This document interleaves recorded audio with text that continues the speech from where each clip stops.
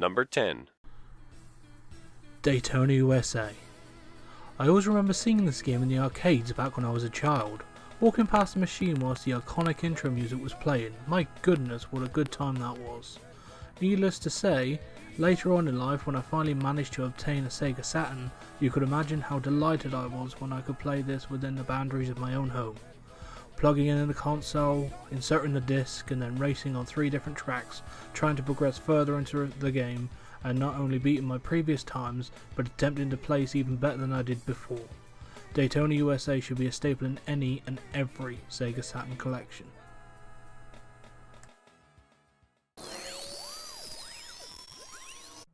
There's no shortage of beat-em-ups on the Sega Genesis, and Hyperstone Heist is a contender for one of the better ones. Though it's not quite as good as its Super Nintendo counterpart, Turtles in Time, this is still a great use of the Teenage Mutant Ninja Turtles license. Shredder has shrunken and stolen the Big Apple, and you need to defeat him. You can pick your turtle, each of which has its own strengths and weaknesses. Michelangelo is always my favorite, even though Donatello's range is hard to resist. Like many beat-em-ups, this one is even more fun with a friend and has an excellent co-op mode. The action is challenging and fast-paced, you fight all kinds of different enemies in different environments, and even get to do some surfing. Cowabunga! House of the Dead 2. House of the Dead 2 actually holds the #1 spot on my SEGA list for reasons based purely on the countless hours of fun I had playing it in the arcade. It's a light gun rail shooter developed by WoW Entertainment and released for arcade in 1998. You play as some kind of government agent sent to Venice, Italy, which has been overrun with zombies, to figure out what's going on and to help evacuate civilians. I love everything about this game, but mostly I just like shooting zombies in the face. It's so satisfying. The reload mechanic, where you just point your gun off screen, was great because it never interfered with the fast, crazy-paced action. You are also given a journal that shows you each boss's weakness, so you know exactly when and where to aim. My sister and I, armed with unlimited play cards, parked ourselves in front of the machine one night and finished the game. I don't know how many continues we used, and I don't really care. We just wanted to beat the game because we both loved it so much.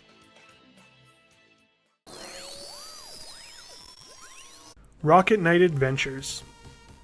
What do you get when you cross a blade-wielding possum with a mechanized army of pigs? If you'd ask me, I'd say one of the best side-scrolling platformers on the Sega Genesis. Sparkster may be an obscure hero these days, but back during the mascot craze of the 90s, he was the epitome of cool. Donning his trademark goggles and jetpack, you speed through colorful and explosive environments, hacking through the armies of swine like crispy bacon. The story is deep, rivaling the complexities of some of the RPGs on the platform, but really, the fun lies in the gameplay. Minecart dashes, lava running, giant mech battles, stages that make the game feel like a full-fledged horizontal shooter. There's so much variety packed into one 16-bit cart. Rocket Knight Adventures is a testament to the greatness of Sega's Wonder Years, and you owe it to yourself to try this one out.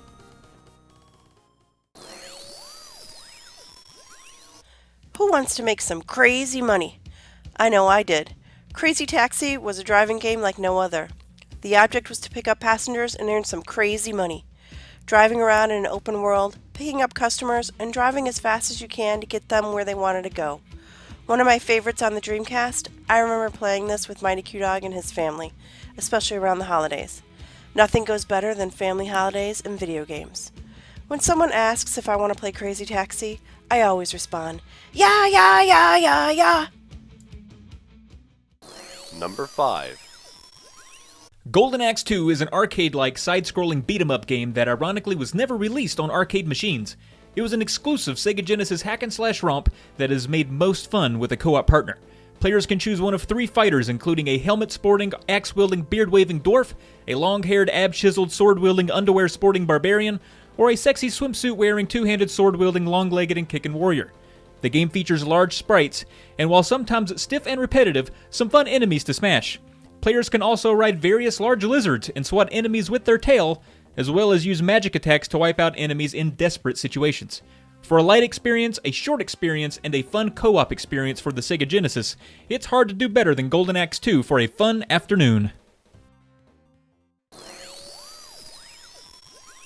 Sonic the Hedgehog is the first title in what became a massively successful platforming franchise for SEGA.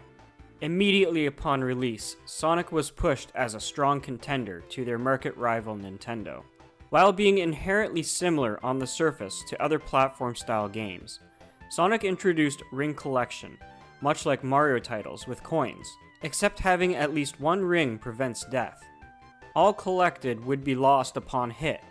However, rings briefly scatter around immediate area, allowing player a chance to recover a small portion of them back.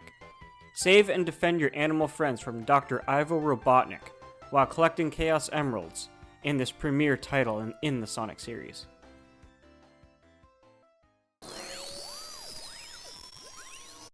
If Sonic the Hedgehog 2's job was to improve on the groundbreaking original, it had a steep hill to climb. But rather than taking a run at it, it just bared down, charged up, and flew over it instantly. Back for the sequel is the Hedgehog with an attitude, and this time he's being tailed by a sidekick. Miles per hour, a weird little fox with 2 tails he can use to fly. You gotta fly if you want to keep up with Sonic.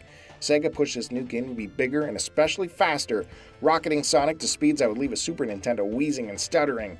There's more bright colors and catchy music, and new levels such as Casino Night Zone that'll have you using up the whole time you're playing a slot machine. Yeah, you're gonna have a heart attack getting through those dreaded underwater stages, but the boss battles continue to be fun and inventive, and Tails might actually help.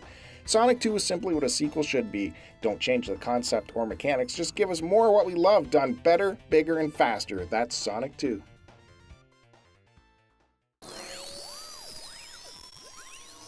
Gunstar Heroes is a run-and-gun shooter video game that was developed by Treasure and published by SEGA for the Genesis. The game's story revolves around the Gunstar family as they try to take out the evil dictatorship known as the Empire. The 2 playable characters named Red and Blue both control differently from each other.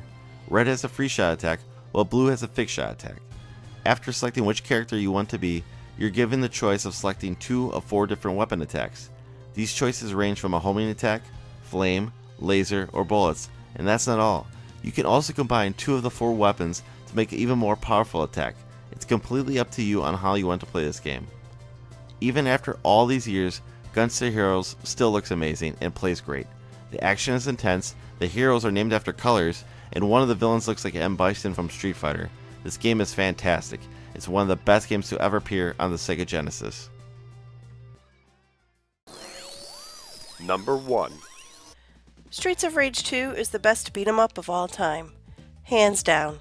Go play it and you'll thank me later.